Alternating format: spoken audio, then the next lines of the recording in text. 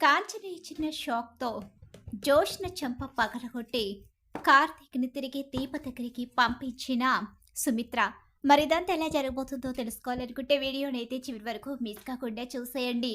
ఇక అక్కడ కంపెనీలో జరిగిన పందెం గురించి కార్తీకు తనతో వచ్చే విషయం గురించి చెప్తూ ఉంటుంది జోష్‌న అయితే కాంచనకి అదెలా కుదురుతుంది? మీరెలా ఒప్పుకున్నారు? అదెవర్తి మిమ్మల్ని విడదీయడానికి? దీనికి ఎంత ధైర్యం అని చెప్పేసి కాంచన చాలా సీరియస్ అవుతుంది. లేదమ్మా, నువ్వు కంగారు పడకు. ఇదంతా కొంతకాలం మాత్రమే. అసలు ఏమైందిరా మీకు? ఎందుకిలా ప్రవర్తిస్తున్నారు? ఇది చెప్పిన ప్రతి దానికి ఎందుకు తల ఉంచుతున్నారో నాకు అర్థం కావడం లేదు. దీన్ని మా అన్నయ్య గాలి కుదిలేశాడు. ఇది గాలికి ధూళికి పెరుగుతున్నట్టుగా ఇది ఎలా ఉంది అంటే దీన్ని చూస్తుంటే నాకు అసహ్యం కలుగుతుంది. ఇది నా మేనకోడలని చెప్పుకోవడానికి కూడా నాకు నచ్చడం లేదు అని చెప్పేసి అంటూ ఉండగా, ఏమో ఏమో కాంచన, నాకు కూడా ఏమీ అర్థం కావడం లేదు. అసలు కార్తీకు దీప ఏం చేస్తున్నారో, అసలు వాళ్ళ చుట్టూ ఏం జరుగుతుందో, జోష్న ఎందుకు ఇలా పిచ్చిదాల్లా వాళ్ళ జీవితంతో ఆడుకుంటుందో కూడా అర్థం కాని అయోమయం పరిస్థితిలా ఉండిపోతుంది. కార్తీక్ ప్రతి దానికి ఎందుకు తల ఉంచుతున్నాడు? హీరోలా బ్రతకల్సిన కార్తీకు ఈరోజు ఈ ఇద్దరి ఆడవాళ్ల మధ్య ఎందుకు నలిగిపోతున్నాడు? అటు భార్య ఇటు మరదలికి మధ్య ఎందుకు సతమతమవుతున్నాడు? ఆ కుటుంబం కోసం కార్తీక్ ఎందుకు ఇలా చేస్తున్నాడు? తన జీవితాన్ని, తన సుఖాన్ని, సంతోషాన్ని వదిలేసుకుని అసలు ఎందుకు ఇలా చేస్తున్నాడు కాంచన? నీకు ఏమైనా అర్థమైందా? అసలు అర్థం చేసుకుని ప్రయత్నమైనా చేస్తున్నావా? ఏం చెప్పమంటారండి? నేను చెప్పి చెప్పి విసిగిపోతున్నాను. కానీ ఇది మాత్రం మారడం లేదు. ఇది మారకపోతే మారకపోయింది. వీళ్ళ సంసారం గురించి వీళ్ళకైనా ఆలోచన ఉండాలి కదా. దీపైనా ఎందుకు ఇలా చేస్తుంది? తన సంసారాన్ని తీసుకుని వెళ్ళి జోష్ని చేతిలో పెట్టడం ఎందుకు? అసలు సీఈఓ పదవులు ఇవన్నీ మాకెందుకు? ఎందుకు వచ్చింది ఇదంతా అని చెప్పేసి ఇక అంటూ ఉంటుంది. కాంచన చాలా సీరియస్ అవుతుంది. అత్త, ఇక నువ్వు ఏం చేసినా, ఎన్ని మాటలన్నా, ఇక ఎట్టి పరిస్థితిలోని కూడా నువ్వు మాత్రం బావిచ్చిన మాటని వెనక్కి తీసుకునే ప్రసక్తి లేదు. నువ్వేం చేయలేవులే. వాళ్ళావిడే మాటిచ్చేసింది కదా, సరే భావం తీసుకుని వెళుతున్నాను అని కార్తీక్ని తీసుకుని అక్కడి నుంచి వెళ్ళిపోతుంది జోష్న. అయితే ఈలోగా కాంచన, బుద్ధుండే ప్రవర్తిస్తున్నారా? అసలు కొంచెమైనా బుద్ధుందా లేదా? ఎందుకు ఇలా చేసి నీ సంసారాన్ని తీసుకుని వెళ్ళి మరో ఆడదాని చేతిలో పెడుతున్నావు? ఏ ఆడదైనా ఇలా చేస్తుందా? ఒక మగాడి చెయ్యి పట్టుకుని అది వెళ్ళిపోయింది. అది కూడా పెళ్ళైన మగవాడి చెయ్యి పట్టుకుని భార్య ముందే లాక్కొని వెళ్ళిపోతుంది. నిస్సహాయరాల్లా నిలబడి చూస్తూ ఉన్నావు. అసలు ఎందుకు ఇలా ప్రవర్తిస్తున్నావు అని చెప్పేసి ఇక అడుగుతూ ఉండగానే, అది కదత్తా, నేను చెప్పేది విను. చిచి, మిమ్మల్ని అందరినీ చూస్తుంటే నాకు నాకు నిజంగానే పిచ్చెక్కేలా ఉంది అని చెప్పేసి లోపలికి వెళ్ళిపోతుంది. అలా వెళ్ళిపోయిన తర్వాత కొడుకు గురించి బాధపడుతుంది. కోడలు గురించి తల్లడెళ్ళిపోతుంది. వాళ్ళ చుట్టూ ఏం జరుగుతుందో అర్థం కాని అయోమయం పరిస్థితిలో పడిపోతుంది కాంచన. ఈలోగానే ఇక్కడ చూస్తే ఇంటికైతే జోష్న వస్తుంది. ఈలోగా దశరథ అలాగే శివనారాయణ మిగిలిన వాళ్ళందరూ కూడా ఇంట్లో ఉంటారు. ఇక అందరూ కూడా హాల్లో నిలబడి వెయిట్ చేస్తూ ఉంటారు. ఇలా వెయిట్ చేస్తూ ఉండగానే జోష్న కార్తీక్ని తీసుకుని ఇంటికైతే వస్తుంది.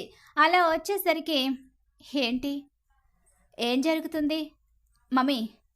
మమ్మీనే అడుగుతున్నాను, ఏం జరుగుతుంది ఇక్కడ? అది కదా మమ్మీ, ఏం జరిగింది చెప్పండి మీరు. ఏం జరిగిందంటే చెప్తాను సుమిత్ర. జోష్న రెస్టారెంట్ విషయంలో జోష్నని సీఈఓ చేయాలని నువ్వు నాన్న కోరుకున్నారు.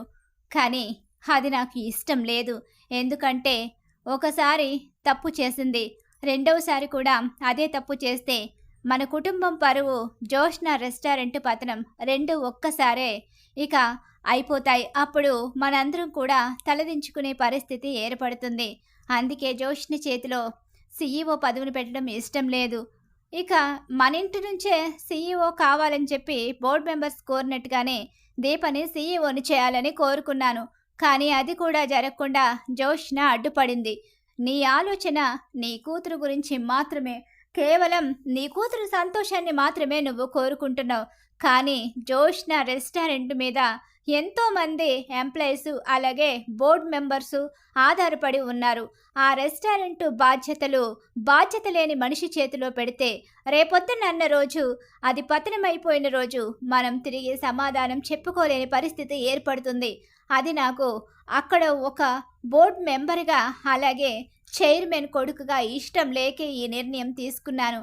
కానీ ఆ నిర్ణయాన్ని కూడా నీ కూతురు తారుమారు చేసేసి ఈరోజు ఈ పరిస్థితికి తీసుకొచ్చింది. అసలేం జరుగుతుంది? అసలు నువ్వు ఏం చేస్తున్నావో నీకు అర్థమవుతుందా జోష్న? మమ్మీ, నేనేం చేశాను?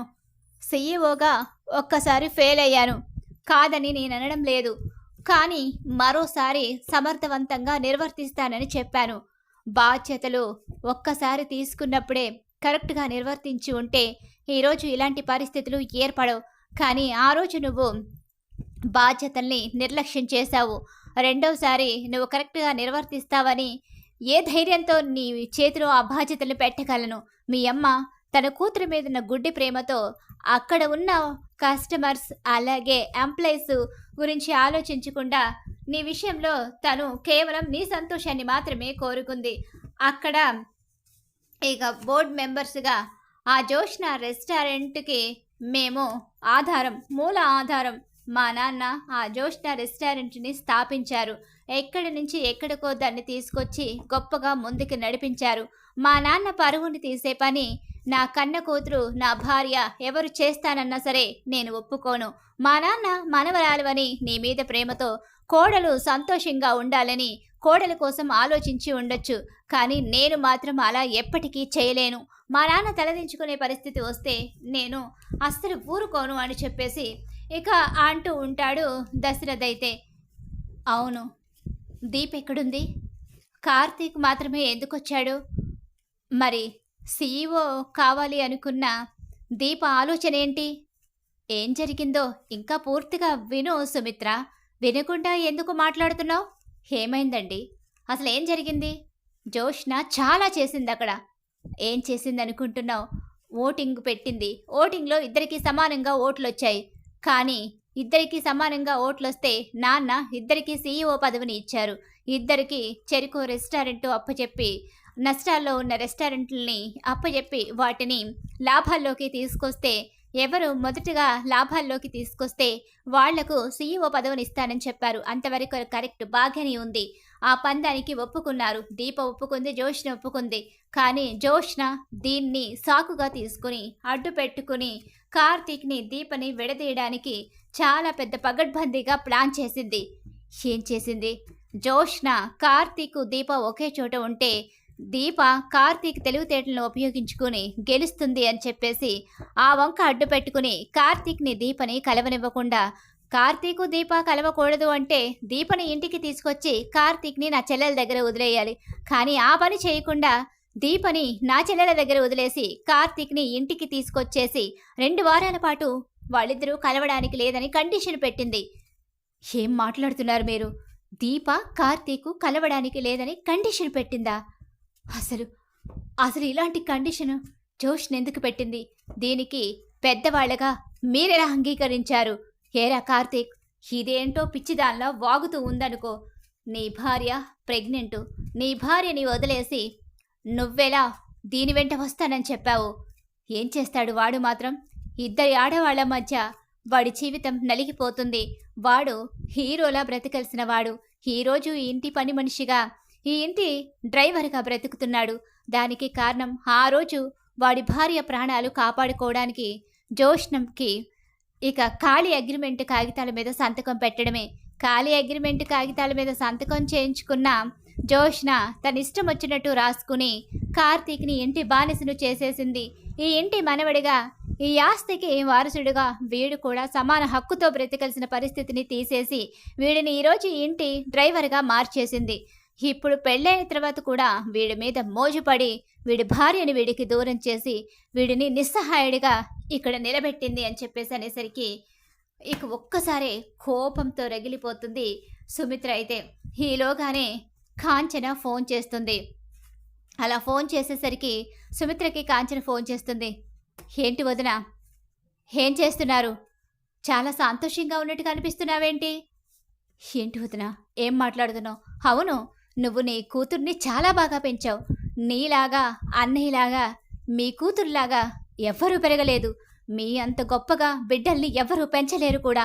నేను నా వల్ల కాలేదు నా బిడ్డని అలా పెంచడం. మీరు ఎందుకు అలా పెంచారు? ఎందుకు గాలి కొదలేశారు? మీకు పెంచడం చేత కాలేదా? మీ బిడ్డని పెంచడం చేత కాలేకపోతే మీరు మీ బిడ్డని ఇంట్లో పెట్టుకుని భయం చెప్పడమో, లేకపోతే మీ బిడ్డ ఆడించినట్టల్లా మీరు ఆడడమో చెయ్యాలి. అంతేకాని ఎదటోళ్ల బ్రతుకుల్ని నాశనం చేస్తూ ఉంటే చూస్తూ ఎలా నిలబడుతున్నారు? మా అన్నయ్య, వదిన, మా నాన్న ముగ్గురు చాలా గొప్పవాళ్ళు, గొప్ప మనసున్నవాళ్ళు, మంచితనానికి, మానవత్వానికి నిలువెత్తు రూపం. కానీ అలాంటి ఇంట్లో ఇలాంటి ఆడది ఎలా పుట్టిందో నాకైతే తెలీదు. కానీ ఇలాంటి ఆడదాన్ని రోడ్డు మీద బరి తెగించి వదిలేస్తే అది బరి తెగించి అవతల వాళ్ళ కాపురాల్ని నాశనం చేసి దాని జీవితాన్ని నిలబెట్టుకోవడానికి ప్రయత్నిస్తుంది. చిచి, అది ఆడదేనా? మీది ఒక పెంపకమేనా అని చెప్పి నిలదీస్తుంది.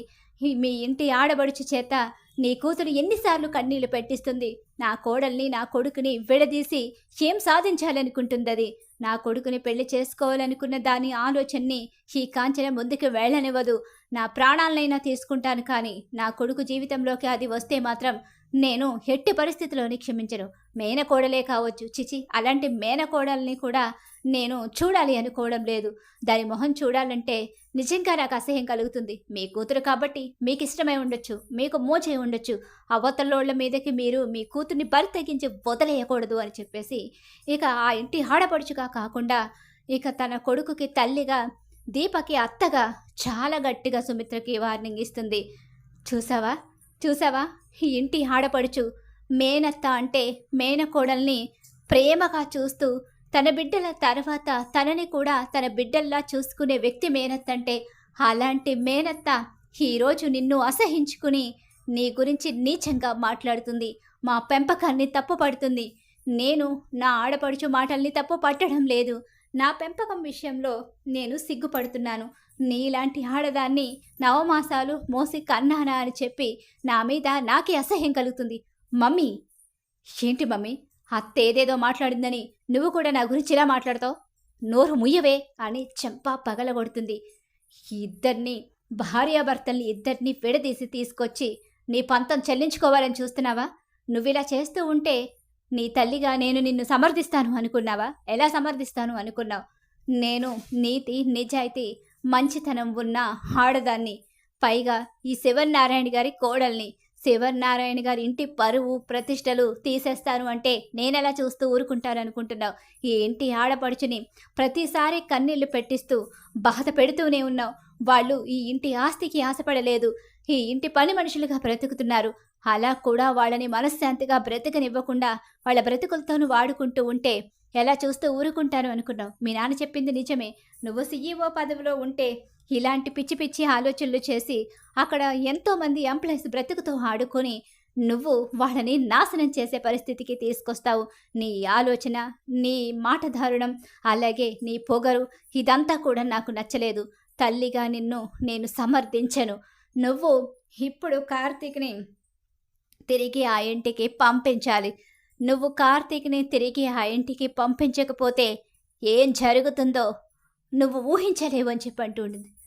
మమ్మీ, ఏదైనా చేసుకోండి, ఎన్ని మాటలైనా అనండి. అత్త తన నోటికొచ్చినట్టు మాట్లాడిందని చెప్పేసి ఇప్పుడు నేను భావని ఇక్కడి నుంచి పంపించలేను. భావని పంపిస్తే దీప గెలుస్తుంది. ఏంటి, కార్తీకు CEOగా చేశాడు, నువ్వు కూడా CEOగానే చేశావు. ఇద్దరికి ఒకే సామర్థ్యం ఉంది. కార్తీక్ చెప్పిన మాటలకి దీప గెలిచింది అంటే మరి CEOగా చేసిన నీ అనుభవానికి నువ్వు కూడా గెలవాలి కదా. నీ వెనుక మీ నాన్న, మీ తాత చైర్మన్గా మీ తాత కూడా ఉన్నారు. మరి నీ విషయంలో ఇక దీప నిన్ను ఈ ఇంటికి శాశ్వతంగా దూరం అయిపోమంటే నువ్వేం చేస్తావు? అప్పుడు నువ్వు కూడా శాశ్వతంగా దూరంగా వెళ్ళిపోవలసిందేగా. అప్పుడు పందెంలో నువ్వు కూడా గెలవాలి కాబట్టి ఈ ఇంటికి దూరంగా ఈ 2 వారాలు ఒంటరిగా బ్రతకాల్సిందేగా. మరి నీకో న్యాయం, దీపకో న్యాయమా? ఇప్పుడు కార్తీక్ని నీ పక్కన పెట్టుకుంటే నువ్వు గెలుస్తావు, దీప ఓడిపోతుంది అనుకుంటున్నావా? దీపే గెలుస్తుంది. ఎందుకంటే అక్కడ మంచితనం, మానవత్వం ఉంది. ఇక్కడ నీ స్వార్థం తప్ప ఇంకేమీ కనిపించడం లేదు. నువ్వు స్వార్థంగా ఆలోచించడమే కాదు, మనుషుల బ్రతుకులతో, జీవితాలతో ఆడుకుంటున్నావు. ఒక ఆడదాన్ని మాంగల్యాన్ని నువ్వు సంతలో బేరం పెట్టడానికి చూస్తున్నావు. ఆడది దేనినైనా సహిస్తుంది. తన మాంగల్యం జోలికొస్తే చంపేస్తుంది. దీప కూడా ఎంతవరకు అని ఓపిక పడుతుంది అనుకుంటున్నావు? కార్తీక్ని ఇక్కడికి తీసుకొచ్చి నీ వైపు తిప్పుకోవాలని నువ్వనుకుంటున్నావు. దీప, కార్తీక్ ఇద్దరు ఒకరినొకరు ప్రాణంగా ఇష్టపడుతున్నారు. కార్తీకు 2 వారాలు కాదు కదా, ఇక నువ్వు ఇక్కడ 2 సంవత్సరాలు చెట్టుకున్నా వాడు దీప మీద ఇంత ప్రేమని కూడా చంపుకోడు. అలాగే నీ మీద అసలు ప్రేమని పెంచుకోడు. నీ మీద ఉన్న ద్వేషం, నువ్వంటే కలిగిన అసహ్యం వాడి మనసుని మరింతగా నీ మీద అసహ్యం కలిగేలా చేస్తాయి తప్ప వాడి మనసులో నీ విషయంలో కొంచెం కూడా ప్రేమ, అభిమానం అనేవి రావు. నువ్వు చేసే పనుల కారణంగా నీ మీద కన్న తల్లిదండ్రులుగా మాకే అసహ్యం కలుగుతుంది. అసలు నువ్వు మా కడుపుని ఎలా పుట్టావు? చిచి, చెడు పుట్టావే మా కడుపున. ఇలాంటి ఆడదాన్న నేను 9 మాసాలు మోసి కన్నది సుమిత్ర. అవును అత్తయ్య, అసలు ఇది ఆడదేనా? ఆడపుట్టికే పుట్టిందా? నిజంగా ఇది నా కన్న కూతురేనా? నా కన్న కూతురికి ఇలాంటి బుద్ధులేంటి అత్తయ్య? అసలు ఇలాంటి ఆలోచన ఏంటి? చిచి, నాకు నిజంగానే వదిన అసహించుకుందా అని కాదు, కానీ నాకు కూడా దీన్ని చూస్తుంటే ప్రేమ కన్నా అసహ్యమే ఎక్కువ కలుగుతుంది. నేను 2 మాటలు అడగాలి అనుకుంటున్నాను. ఇప్పుడు నువ్వు నేను చెప్పినట్టు చెయ్యాల్సిందే. నువ్వు ఇక మరో మాట మాట్లాడే అవకాశం లేదు. మరో మాట మాట్లాడి నేను చెప్పింది కాదని ఇంకేదైనా చేస్తాను అని చెప్పి మొండిగా ప్రవర్తిస్తే ఆ తర్వాత పరిస్థితులు ఎలా ఉంటాయో నీ ఊహకి కూడా అందవు. సుమిత్ర అంటే నీ మీద ప్రేమ చూపిస్తుంది అని మాత్రమే నువ్వు అనుకుంటున్నావు. కూతురు సంతోషాన్ని మాత్రమే కోరుకుంటుంది. కూతురు ఎలా ఉన్నా పర్వాలేదు, ఇక తన క్షేమాన్ని మాత్రమే కోరుకుంటుందని నువ్వనుకుంటున్నావు. కూతురు ఎలా ఉన్నా పర్వాలేదని ఈ సుమిత్ర కోరుకోదు. కూతురు మంచిగా, మంచి మనసుతో మంచి జీవితాన్ని కలిగి ఉండాలని మాత్రమే కోరుకుంటుంది. నువ్వు నీ ఇష్టం వచ్చినట్టు ప్రవర్తిస్తూ ఉంటే ఇక్కడెవరు ఊరుకోవడానికి సిద్ధంగా లేరు. వాడిని మర్యాదగా ఇక్కడి నుంచి దీప దగ్గరికి పంపించు. మమ్మీ, అది కుదరదు. ఆల్రెడీ అగ్రిమెంట్ పేపర్స్ రెడీ అవుతున్నాయి. ఒకవేళ నిజంగా అగ్రిమెంట్ పేపర్స్ రెడీ అయినా సరే చింపేసి వాడిని ఇక్కడి నుంచి దీప దగ్గరికి పంపించు. దీప ప్రెగ్నెంట్. ఈ సమయంలో ప్రతి భార్య భర్త పక్కనే ఉండాలని కోరుకుంటుంది. అలాంటి నువ్వు దీప నుంచి భర్తని విడదీసి తీసుకొస్తావా? ఆ పాపాన్ని మూట కట్టుకుంటావా? ఇప్పటికే ఏ జన్మలో ఏం పాపం చేశానో నాకే తెలియదు. నీలాంటి ఆడదానికి జన్మనిచ్చాను. ఇంకా చూస్తూ ఊరుకుంటే ఇంకా పాపాన్ని మూట కట్టుకునే పరిస్థితి ఏర్పడుతుంది. మర్యాదగా కార్తీక్ని ఇక్కడి నుంచి పంపించు. అది కూడా దీప దగ్గరికి కార్తీక్ని పంపించు. నీ అంతటా నువ్వే కార్తీక్ని వెళ్ళమని చెప్పు. కార్తీకు దీప దగ్గరికి వెళ్ళే తీరాలి అని చెప్పి అంటూ ఉండగానే మౌనంగా నిలబడుతుంది తప్ప కార్తీక్ని వెళ్ళమని అస్సలు చెప్పదు. కార్తీకు ఇక అలా తలదించుకుని నిలబడతాడు. ఏరా, ఇదేం చెప్తే దానికి తల ఆడించడమేనా? నీకంటూ ఏంటి సొంత అభిప్రాయాలు ఏముండవా? ఏంటి నువ్వు అగ్రిమెంట్లంటే రాసేసి జీవితమంతా దీనికి అంకితమైపోదామనుకుంటున్నావా? ఏంట్రా ఇలా చేస్తున్నావు? నీకంటూ హీరోయిజం ఎక్కడుంది? నువ్వు హీరోగా గెలవాలి తప్ప ఇలా ఓడిపోవడానికి తలదించడమేంట్రా? తలదించావు అంటే ఇది ప్రతిసారి నిన్ను తలదించుకునే పరిస్థితికే తీసుకొస్తుంది. తల ఎత్తుకుని నిలబడాలి, గెలవాలి, గెలిచి చూపించాలి. అంతేకాని ఇది పెట్టిన ప్రతి కండిషన్కి ఒప్పుకొని సంతకాలు చేయడమేంటి? పిచ్చి కాకపోతే ఏంటి? అత్త మీద ప్రేమ, మామ మీద గౌరవమా, తాత ఇంటి కోసం విలువ, ఇక్కడ మా ముగ్గురికి ఇచ్చిన విలువ నీ కన్నతల్లికి నీ భార్యకి ఇవ్వలేకపోతున్నావా నువ్వు అని చెప్పేసి అడుగుతుండగా, అత్త అవునరా, నేను చెప్పింది నిజమే. ఇదెవర్తి నీ చేత సంతకం చేయించుకుని నీ భార్య నుంచి నిన్ను దూరం చేయడానికి? అసలు దీనికేం హక్కు ఉంది? మమ్మీనే చెప్తున్నాను. నేను అడిగిన దానికి ఒప్పుకుంటున్నావా లేదా? సరే, నువ్వు ఒప్పుకోవు, నిజమే కదా? నిజమే, నువ్వు ఒప్పుకోవు, అర్థమవుతుంది. నీ మౌనమే నాకు అర్థమవుతుంది. అలా అని ఈ సుమిత్ర చూస్తూ ఊరుకుంటుందనుకుంటున్నావా? నువ్వు వెళ్ళిపో ఇంట్లోంచి. నా కంటికి కనిపించడానికి లేదు. ఈ 2 వారాలు గడువు పెట్టారు కదా! ఈ 2 వారాల గడువులో దీప ఎలా అయితే భర్తకి దూరంగా వనవాసం చేస్తుందో, నువ్వు కూడా ఈ ఇంటికి దూరంగా ఉండాల్సిందే. మాతో ఎవ్వరితో సంబంధాలు లేకుండా నువ్వు ఒంటరిగా ఉండాల్సిందే. మాకు నీకు ఎలాంటి సంబంధం ఉండదు. కార్తీకు నీకు డ్రైవర్గా కాదు కదా, వాడు నీ కంటికి కూడా కనిపించడు. ఈ డిసిషన్కి ఓకేనా? వాడిని తిరిగి పంపిస్తావా? నువ్వే ఇంటి నుంచి వెళ్ళిపోతావా? రెండిట్లో ఏదో ఒక నిర్ణయం నీకే వదిలేస్తున్నాను అని చెప్పేసి అనేసరికి దెబ్బకి ఇంట్లోంచి వెళ్ళిపోతే అతి త్వరలోనే దీప వచ్చేసే అవకాశం ఉంటుంది. దీప వారసురాలని తెలిసిపోతే ఇక ఇంట్లోకి వచ్చే అవకాశం ఉండదని చెప్పేసి ఆలోచించుకుని జోష్న ఇక కార్తీక్ని ఇంటికి పంపించడానికి సిద్ధపడుతుంది. బావని దీప దగ్గరికి పంపిస్తాను, నేను పెట్టిన కండిషన్ని వెనక్కి తీసుకుంటాను అని చెప్పేసి అంటూ ఉంటుంది జోష్న. అలా జోష్నకి దిమ్మ తిరిగి షాక్ ఎదురవుతుంది. మరి ఖచ్చితంగా రాబోయే కథలు అయితే జరగబోతుంది. ఇలానే జరగాలని మీరు కోరుకుంటున్నారా? అయితే వీడియోని తప్పకుండా లైక్ చేసేయండి. మీరు ఇచ్చే ఒక లైక్ సపోర్ట్ అండ్ ఎంకరేజ్మెంట్గా ఉంటుంది.